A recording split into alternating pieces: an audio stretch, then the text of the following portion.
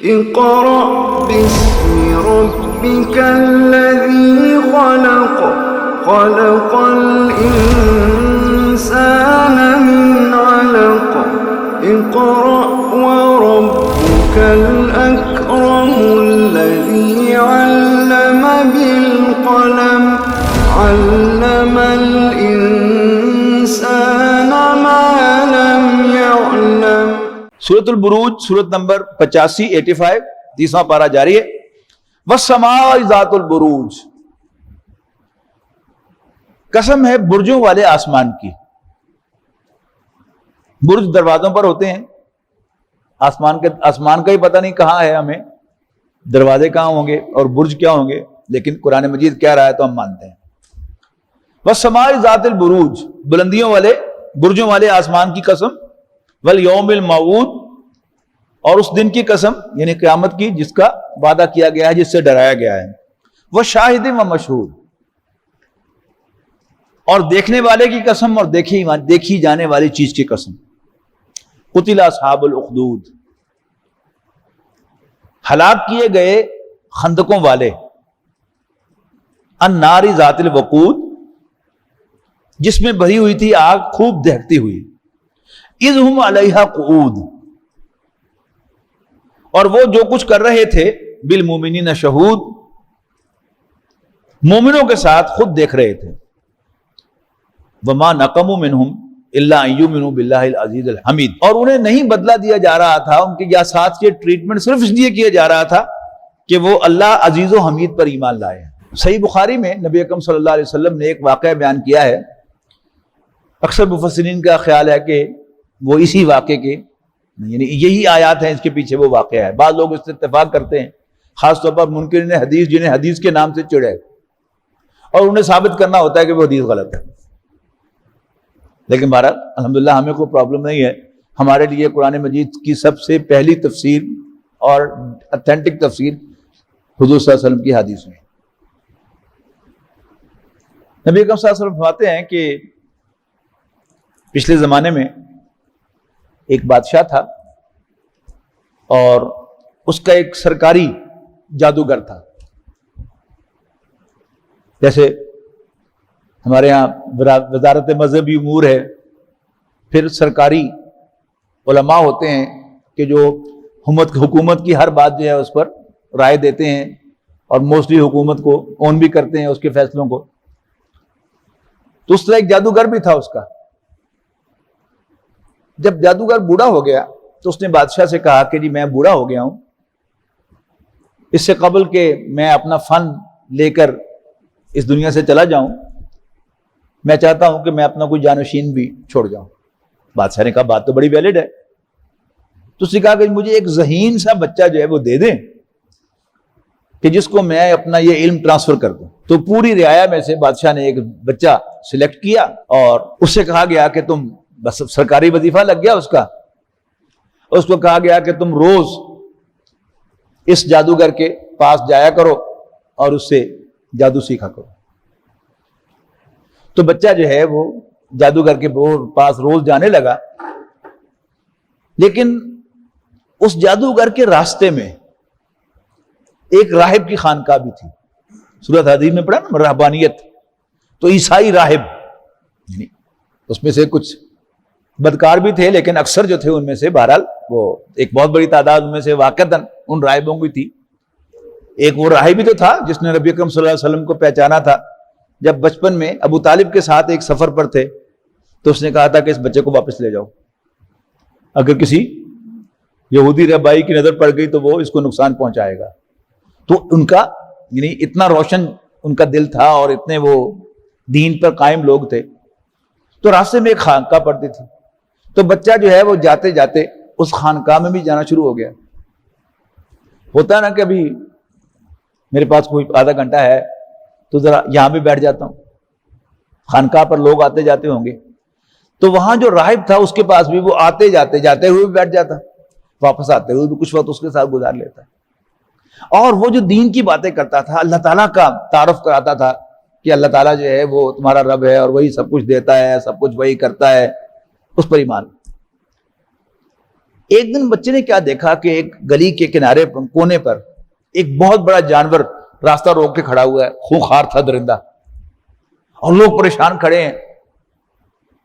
بچے نے کہا کہ آج موقع ہے کہ میں دیکھ لوں کہ راہب سچا ہے کہ جادوگر۔ جادوگر تو ہوتا ہے جھوٹا ہے، لیکن راہب کے بارے میں اس نے چاہا کہ میں دیکھوں کہ راہب جو مجھے ساری باتیں بتاتا ہے کہ ہر کام کا کرنے والا اللہ ہے، اس پر بھروسہ کرنا چاہیے، اسی سے مانگو، اسی سے بخشش طلب کرو، اسی کا کہنا مانو۔ تو آج میں ٹرائی کر کے دیکھتا ہوں کہ راہب جو باتیں کرتا ہے وہ صحیح ہیں کہ نہیں۔ اس نے ایک چھوٹی سی کنکر زمین سے اٹھائی، تو اس نے کہا کہ اگر راہب سچا ہے تو پھر اس کے رب کے نام سے میں یہ مار رہا ہوں۔ وہ کنکری اس نے ماری اور وہ خونخوار درندہ جو تھا وہ ڈھیر ہو گیا۔ تو لوگوں نے بتایا کہ سب حیران ہو گئے، لوگ بڑے خوش ہوئے، شکریہ ادا کیا۔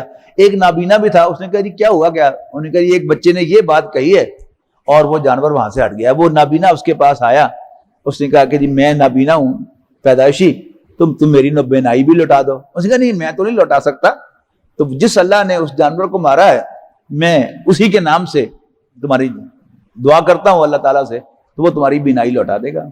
اس نے دعا دی اور اس آدمی کی بینائی واپس آ گئی۔ یہ خبر جو ہے ظاہر ایک بہت بڑی خبر تھی، بادشاہ تک پہنچی، تو بادشاہ نے اس بچے کو بلایا اور نابینے شخص کو بلایا۔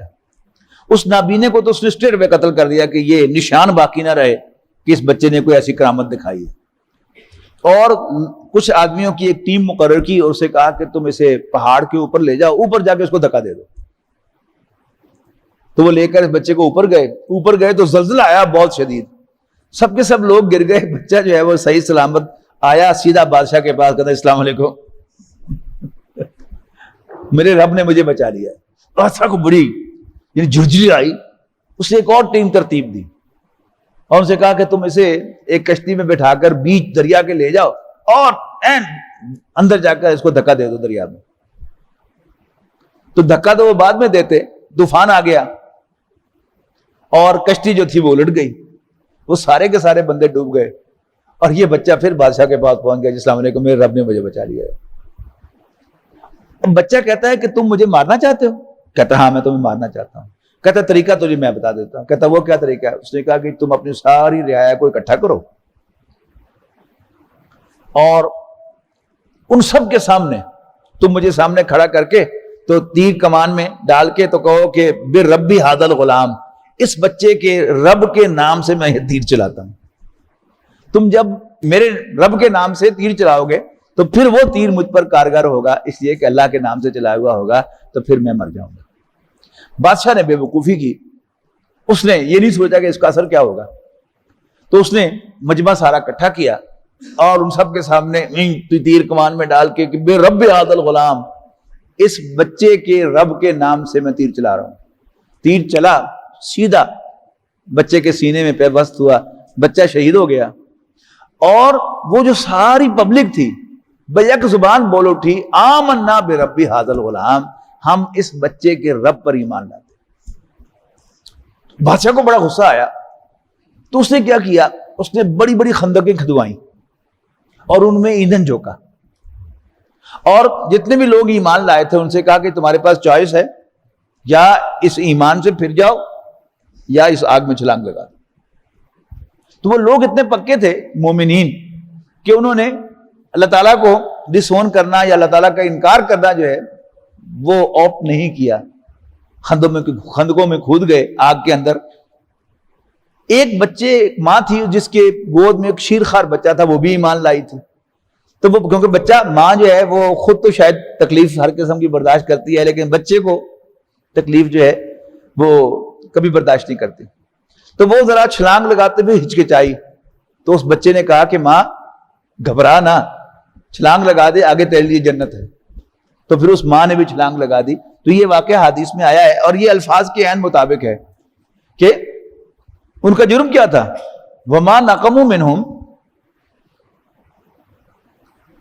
إِلَّا أَن يُؤْمِنُوا بِاللَّهِ الْعَزِيزِ الْحَكِيمِ، اور نہیں بدلہ لیا تھا انہوں نے مگر اس بات کا کہ وہ اللہ عزیز و حمید پر ایمان لائے تھے، الذی لہ ملک السماوات والارض، کہ جس کی بادشاہی ہے آسمانوں اور زمین میں، واللہ علی کل شیء شہید، اور اللہ تعالیٰ ہر چیز کو دیکھ رہا ہے۔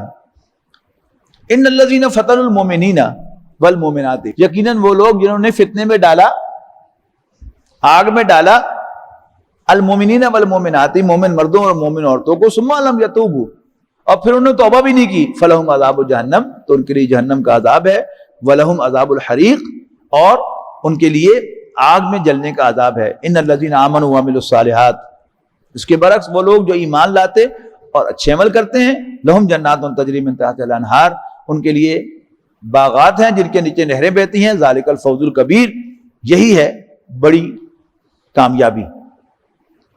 ان بطش ربک لشدید، یقیناً تیرے رب کی پکڑ بڑی سخت ہے، انہ هو یبدئ ویعید، بے شک وہی تو ہے جو پہلی بار پیدا کرتا ہے اور وہی ہے جو دوبارہ پیدا کرے گا، وہو الغفور الودود، اور وہی ہے بہت بخشنے والا، بہت محبت کرنے والا، ذو العرش المجید، ایک عظیم الشان عرش کا مالک، فعال لما یرید، جو چاہے جس کا ارادہ کرے کر گزرنے والا، حل اتاک حدیث الجنود، بڑا پہنچی ہے تم کو خبر لشکروں کی، فرعون و ثمود، فرعون اور ثمود کے لشکروں کی، بل الذین کفروا فی تکذیب، لیکن یہ لوگ جنہوں نے کفر کیا ہے لگے ہوئے ہیں جھٹلانے میں، واللہ من ورائہم محیط، حالانکہ اللہ تعالیٰ ان کو ہر طرف سے گھیرے ہوئے ہے، بل ہوا قرآن مجید، وہ قرآن ہے